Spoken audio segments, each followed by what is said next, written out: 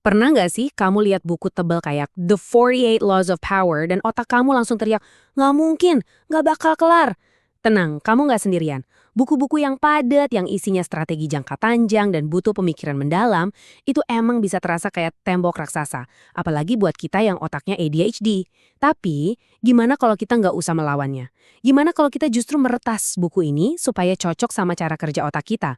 Yuk, kita cari tahu caranya. Nah, ini nih pertanyaan utamanya. Perasaan kewalahan pas lihat buku kayak gini itu beneran nyata loh. Rasanya kayak disuruh duduk manis merencanakan 20 langkah catur ke depan, padahal otak kita lagi pengen ngejar 100 ide keren lainnya. Sekarang juga. Jadi di sini kita akan jawab pertanyaan itu tapi dengan pendekatan yang benar-benar beda.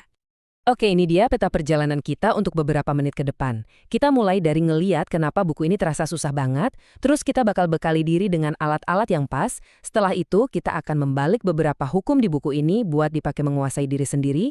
Dan terakhir, kita temukan apa sih langkah kekuatan pamungkas buat kita? Oke, mari kita masuk ke ronde pertama, pertarungan utamanya. Di satu sudut, ada buku yang menuntut fokus dan strategi tingkat dewa. Di sudut lain, ada otak kita yang super unik dan, ya, kadang suka jalan-jalan sendiri. Disinilah masalahnya. Buku ini tuh minta kita buat sabar, buat main cantik jangka panjang. Sementara otak ADHD kita, karena hal-hal kayak buta waktu, alias susah banget ngira-ngira waktu, dan memori kerja yang terbatas, malah haus banget sama hal baru dan kepuasan instan. Ini beneran kayak mencoba menyatukan minyak sama air kan? Susah banget.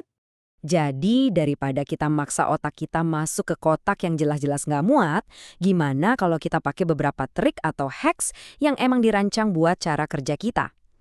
Ini bukan soal mengubah diri kamu, tapi soal melengkapi diri dengan peralatan yang tepat untuk pertempuran ini. Yuk, kita kenalan sama 4 alat andalan kita. Pertama, ada chunking. Ini intinya memotong-motong tugas raksasa jadi seukuran gigitan, biar nggak bikin mental kita down duluan. Terus ada teknik Pomodoro. Ini kayak ngasih otak kita timer dari luar. Kerja fokus 25 menit, istirahat 5 menit. Simple. Lanjut, desain lingkungan. Artinya kita sengaja bikin benteng pertahanan dari gangguan. Terakhir, body doubling. Kadang cuma dengan adanya orang lain di ruangan yang sama, bahkan cuma lewat video call, itu udah cukup banget buat bikin kita tetap di jalur yang benar. Oke, ayo kita coba praktekkan gimana cara mencangking buku ini. Gini, lupakan ide baca dari halaman pertama sampai akhir.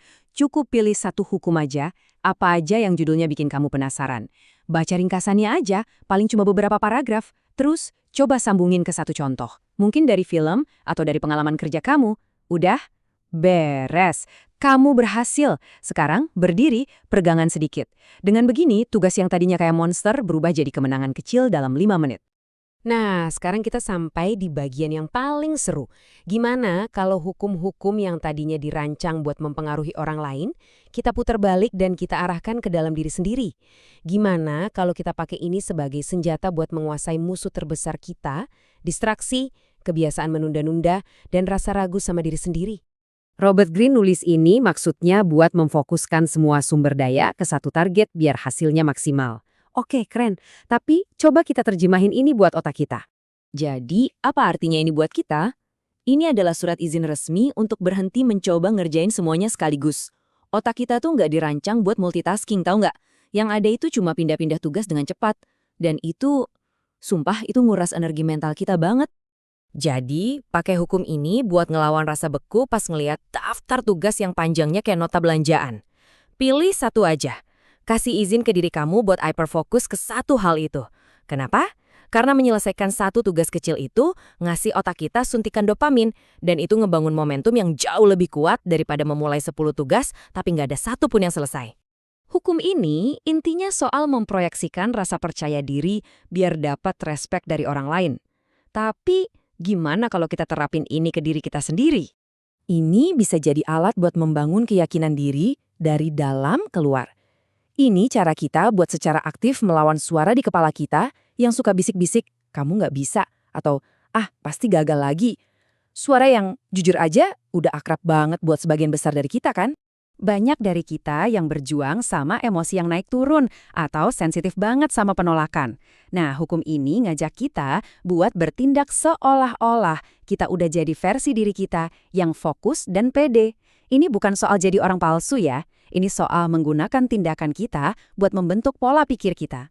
Dengan membawa diri penuh keyakinan, kita pelan-pelan mulai membangun keyakinan itu jadi nyata. Greenie menyarankan kita buat jadi orang yang nggak bisa ditebak, biar orang lain bingung. Kedengarannya agak licik ya. Tunggu dulu. Coba kita balikan, ini jadi keuntungan buat kita. Disinilah kita bisa memutarbalikkan ceritanya. Gimana kalau sesuatu yang sering kita anggap sebagai kelemahan, kayak gampang teralihkan atau cepat bosen, sebenarnya adalah superpower kita. Rutinitas yang kaku dan ngebosenin itu musuh bebuyutan motivasi buat otak ADHD. Hukum ini ngasih kita izin buat sengaja masukin hal-hal baru. Hari ini kerja di kafe, besok tata ulang meja kerja. Coba aplikasi baru. Rangkul ketidakpastian ini buat jaga otak kamu tetap tertarik dan termotivasi. Intinya, bikin sistem yang bekerja untuk otak kamu, bukan sebaliknya. Oke, mari kita tarik semua benang merahnya. Setelah semua trik dan cara pandang baru ini, apa sih sebenarnya jurus pamungkas kita? Ini dia intinya. Kekuatan sejati, apalagi buat kita yang otaknya unik ini, itu bukan soal mengendalikan orang lain. Pertarungan sesungguhnya itu ada di dalam diri kita. Kekuatan itu adalah tentang berhasil mengendalikan fokus kita sendiri, mengarahkan energi kita yang luar biasa besar, dan membuka potensi kita yang sebenarnya. Disitulah kemenangan sejati berada.